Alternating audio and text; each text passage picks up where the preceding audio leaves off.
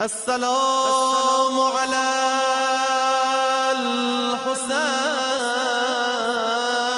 الحسين وعلى علي بن الحسين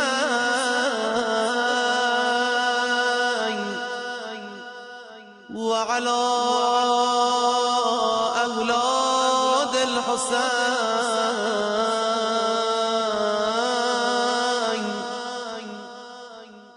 وعلى أصحاب الحسين. کربلا ایک درسگاہ. اعوذ باللہ من الشیطان اللعین الرجیم. بسم اللہ الرحمن الرحیم.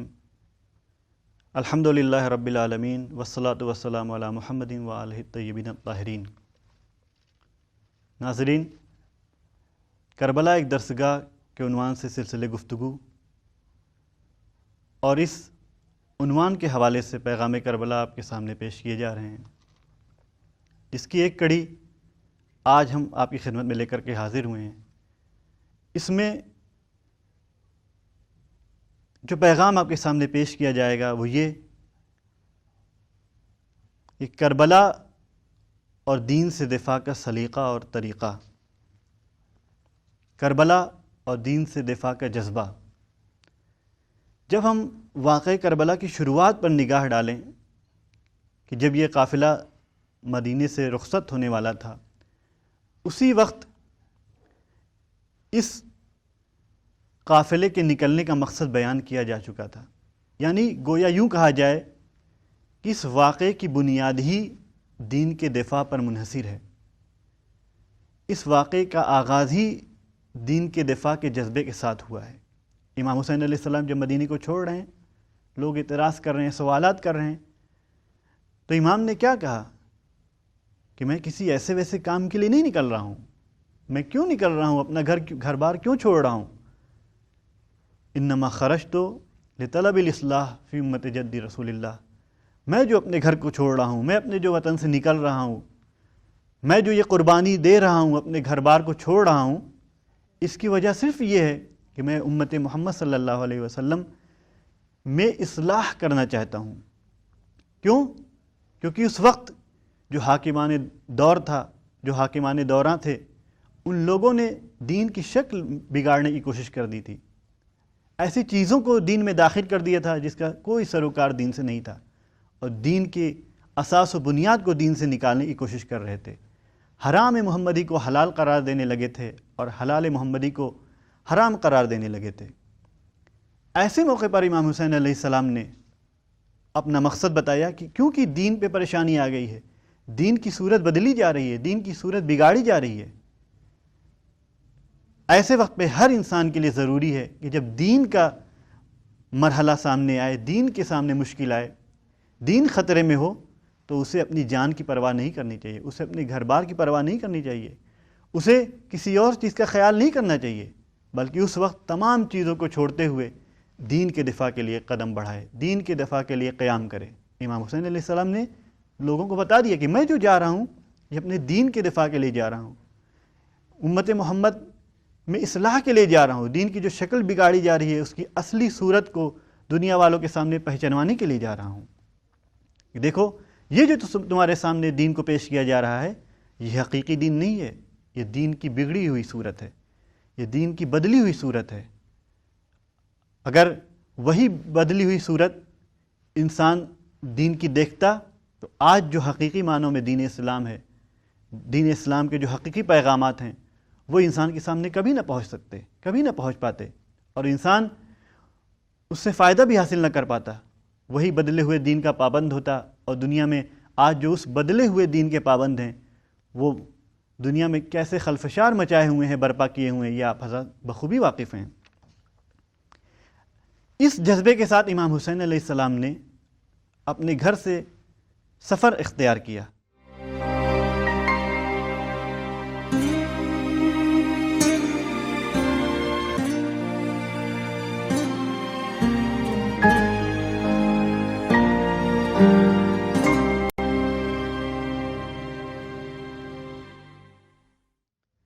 تو کربلا والوں کی زندگی پہ اگر ہم غور کریں، ان کے مقصد پہ اگر ہم توجہ کریں تو ہمیں ہر لمحہ، ہر آن یہی چیز ملے گی کہ انہوں نے دین کے دفاع کے لیے قدم بڑھایا، دین کی حفاظت کے لیے، اور اس جذبے سے آ کر کے یہ قیام کیا اور یہ قربانیاں پیش کی۔ جب ایک مقام پر قصر بنی مقاتل کی منزل پر امام حسین علیہ السلام کلمہ استرجاع بلند کرتے ہیں، انا للہ و انا الیہ راجعون کہتے ہیں، تو جناب علی اکبر آ کر کے سوال کرتے ہیں، بابا یہ آپ نے کیا کیا؟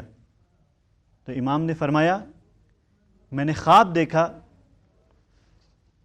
کہ خواب میں کوئی کہہ رہا ہے یہ جو کاروان رواں و دواں ہے، یہ جو قافلہ رواں و دواں ہے، موت اس کے استقبال کے لیے کھڑی ہوئی ہے۔ اب جناب علی اکبر نے اس وقت ایک سوال کیا کہ بابا کیا ہم حق پر نہیں ہیں؟ تو امام حسین علیہ السلام نے کیا کہا؟ خدا کی قسم ہم لوگ حق پر ہیں۔ جب جناب علی اکبر نے یہ سنا کہ ہم حق پر ہیں، تب کہا کہ اب ہمیں کوئی فرق نہیں ہے، ہمارے لیے کوئی فرق نہیں ہے کہ ہمیں موت آئے یا نہ آئے۔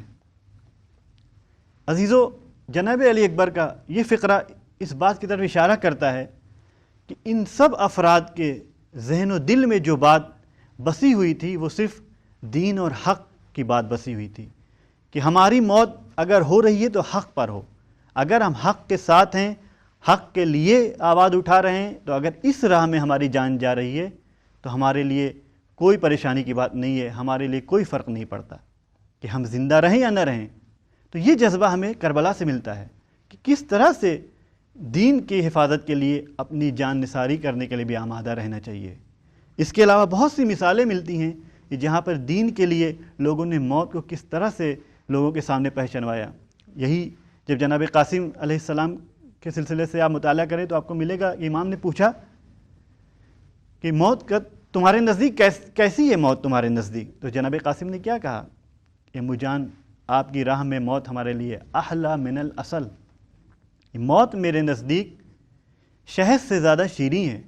یہ تصور عام انسان نہیں دے سکتا ہے دنیا والوں کو، یہ دنیا والے عام انسانوں کے ذہن میں یہ تصور نہیں آ سکتا۔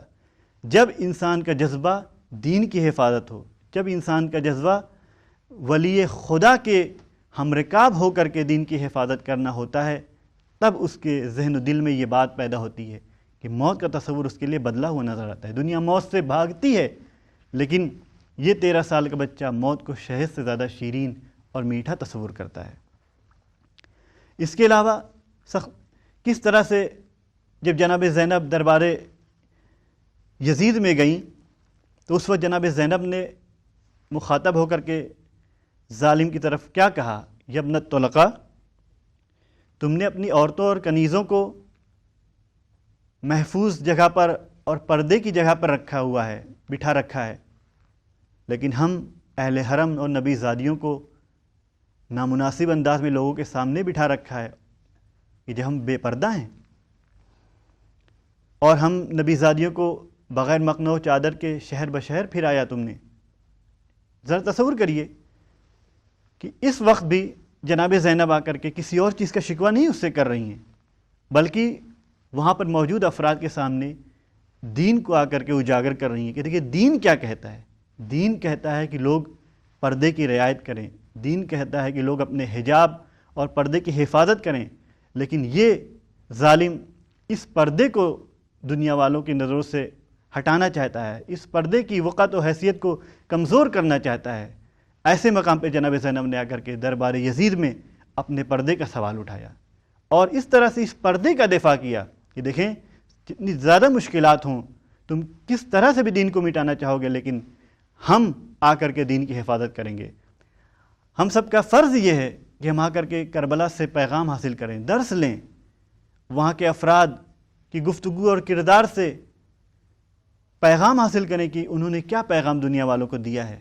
جناب زینب کا یہی پیغام ہماری خواتین کے لیے کافی ہے کہ اگر وہ کربلا کو مانتی ہیں، کربلا والوں کو مانتی ہیں، تو ان کا فریضہ یہ ہے، ان کے اوپر فرض ہے کہ جناب زینب نے جس چیز کے لیے دربار یزید میں آواز اٹھائی، اس چیز کا پاس و لحاظ آسانی کے حالت میں بھی رکھیں اور مشکل حالات میں بھی رکھیں۔